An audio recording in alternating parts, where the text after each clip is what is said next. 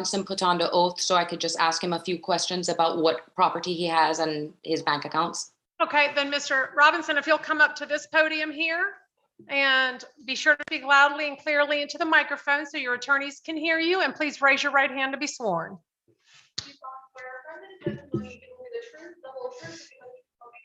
Yes, ma'am. Okay, you can put your hand down and again, pull up that microphone closer to his mouth.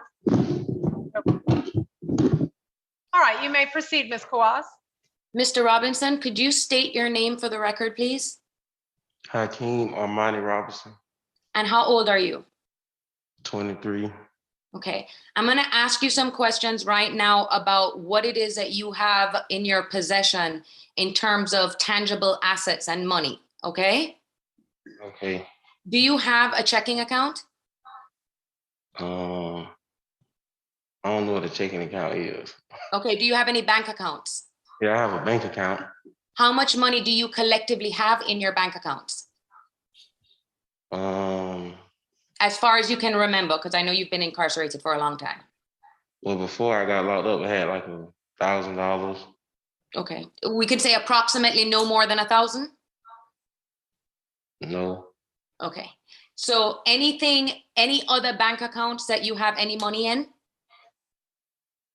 No.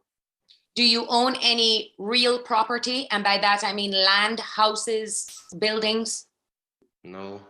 Do you own any cars? Well, I had a car, but I don't own the car anymore. Okay, so you don't possess any cars right now?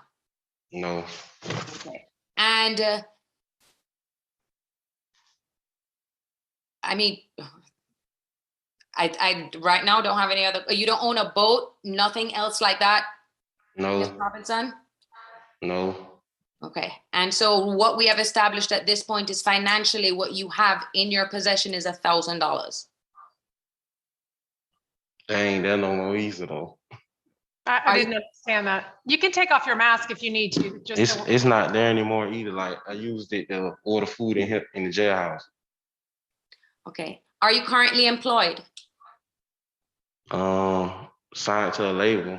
But you're not currently working, are you? No. How long have you been incarcerated? A year and a half. Are you allowed to work while you're incarcerated? No. How much money does it cost for you to make phone calls? It's different prices. I don't call anyone in Jacksonville, so it'd be about $5, $7. So if you even though you don't have any money coming in, you have to rely on other people to put money on your phone? Yes. Okay, Your Honor, I don't have any other questions at this time. All right, any cross on that limited financial issue? And Mr. Atkinson, any from you?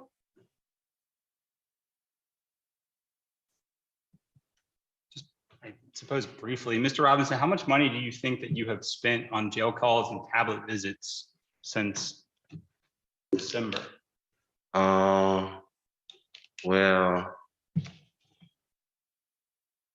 I wouldn't know. I wouldn't know. I mean, would it surprise you if it were over $1,000? No, it wouldn't surprise me. It's over $1,000.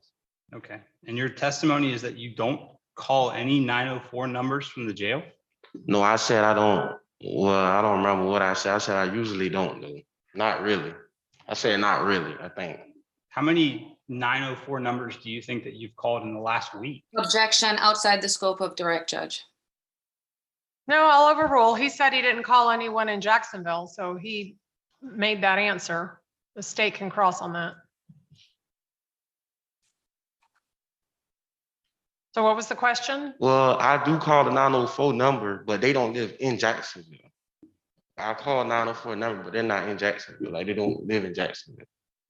Like my mom, I call her every day. She's got a 904 number, but she don't live in Jacksonville. Right, she lives in Georgia, right? Yeah. And I think your siblings live out of state as well? Like really everyone that I call. Really.